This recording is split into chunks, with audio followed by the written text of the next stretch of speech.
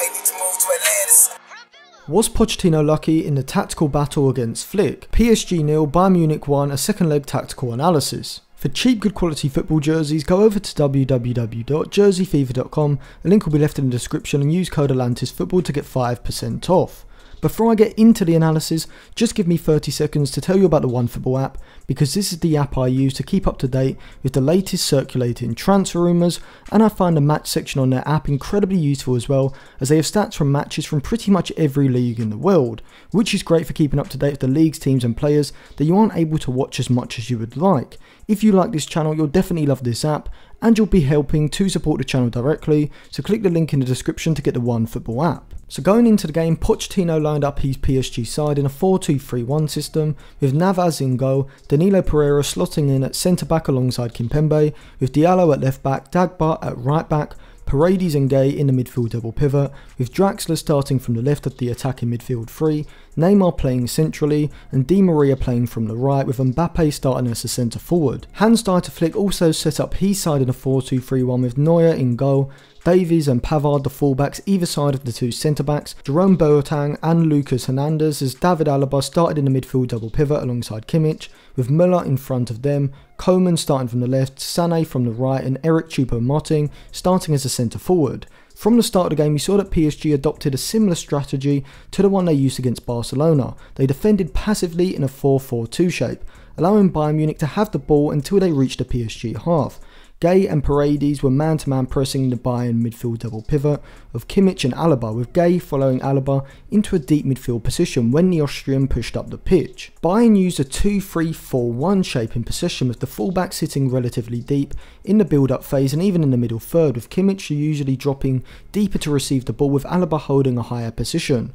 With the fullbacks deep, Coman and Sané, the wide attackers, were tasked with creating the width in the system by holding these very wide advanced positions.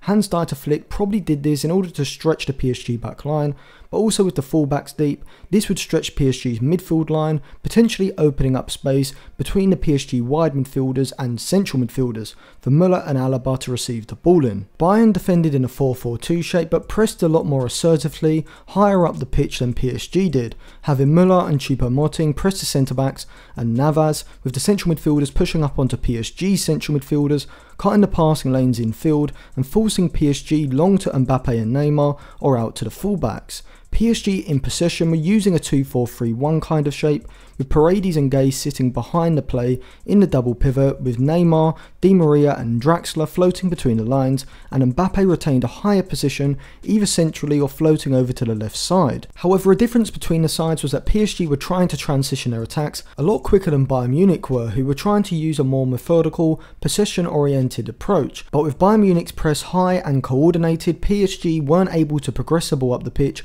from their build-up because of Bayern Munich's press, which is why Bayern controlled possession for the majority of the first half. However, PSG did look dangerous when there was a turnover and they were able to play a quick vertical pass into one of the three behind Mbappe. Because Bayern were quite expansive in possession, this meant that when there was a turnover, PSG had a lot of space to exploit, which they did.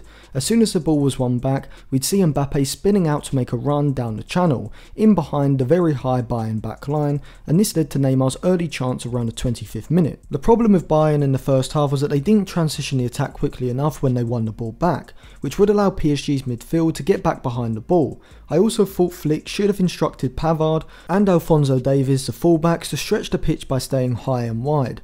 This would have forced PSG's wide midfielders to make a decision, either to be drawn wider to cut off the long pass to the Bayern Munich fullback, which would therefore open up space between the PSG midfield line, or stay narrow to stop these half spaces from being created, but then allow Bayern Munich an outlet on the flank with one long pass wide. Instead, Davies and Pavard especially sat quite deep and narrow, allowing PSG's wide midfielders to tuck in and close up the space between the lines. Despite having a lot less of the ball, it was PSG who were creating by far the better chances. Neymar hit the crossbar after a shot from just inside the box, and then he hit the post after Mbappe threaded the ball through to him and he poked the ball onto the post.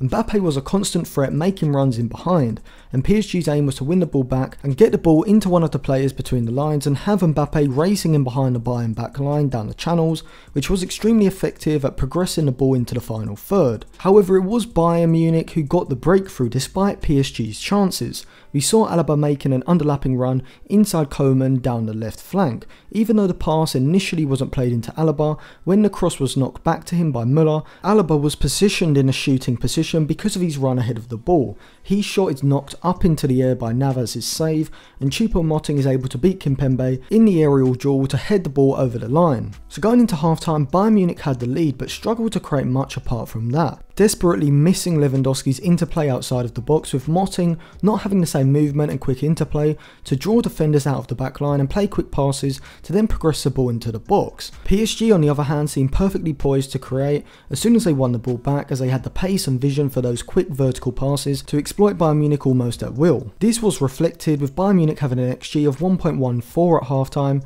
with Chupo Moting's goal a big contributor to that metric, whilst PSG had recorded an XG of 1.55 and not scoring, showing that PSG probably should have scored at least once in that first half, with Neymar having the best of those chances. In the second half, Bayern Munich continued to press aggressively high up the pitch in their 4-4-2, which was forcing PSG long and therefore stopped PSG being able to retain possession higher up the pitch. PSG seemed content to deploy the same strategy that they had used against Barcelona in the second leg, sit deep in a 4-4-2, 4-4-1-1 shape in their defensive third, allow Bayern's wide defenders in these positions to have the ball and close off the passes between the lines. They would then look to counter quickly, having Mbappe pull out to the left flank for periods of the second half, looking for a long ball to release him down the channel. I have to say that Lucas Hernandez was exceptional at defending Mbappe and Neymar in these one-on-ones around the box, throughout the game, making a few excellent challenges down the right in the first half and one right at the end of the game as well. His long passing was also impressive as he played that quarterback-like role, with PSG dropping deeper, allowing him space. But from the start of the second half, we knew the pattern of the game. PSG were going to allow Bayern to progress the ball up to their defensive third and then see if they could break them down. Leroy Sané was Bayern's only real source of creativity. He had a couple of good runs down the right and played an excellent threaded pass in behind Kimpembe looking for Thomas Müller's run, but apart from that, Bayern's attack was very static. They essentially resorted to giving the ball to the wide attackers, Coman and Sané, and tasking them with beating their man and creating something from the flank. Alphonso Davies came off in the second half with Alaba moving to left back, and this was a game where I thought Davies wasn't used to his full capabilities. Flick should have instructed Davies to push forward constantly down the left, to drag Di Maria backwards, but for whatever reason, maybe for defensive protection against Mbappe, Davies was instructed to be more conservative with his movements forward. Pochettino played this game perfectly from a tactical point of view. Despite being 1-0 down, PSG were effectively winning the game by a goal, having the away goals advantage at 3-3. He brought on Moise Kean to give energy defensively on the left side, but also provide pace and the ability to progress the ball into the attack, with PSG now content to sit back in a 4-4-1-1 and look to pick Bayern off on the counter. PSG held out for the victory and deserving it over both legs. Even in this game they probably deserved more, having a total XG of 1.86 to Bayern Munich's 1.53, showing that despite Bayern Munich dominating possession, it was PSG who were able to create the better chances. Without doubt, the absentee of Gnabry and Lewandowski was a main reason for why Bayern looked so devoid of creativity in the final third, with PSG having Mbappe in their forward line, who was the difference over this two-legged tie, showing why individual attacking quality is so important in the latter stages of the Champions League. So thank you for watching. If you enjoyed that video, remember to give the video a like and subscribe to the channel. Click the bell to get notified when my videos are released, as I will be releasing some more tactical analysis of matches in the Champions League in the coming weeks or so. So make sure you click the bell so you get notified when those videos come out, and check out some of my other videos which will be linked in the description below, and follow me on my other social media accounts as well for more content.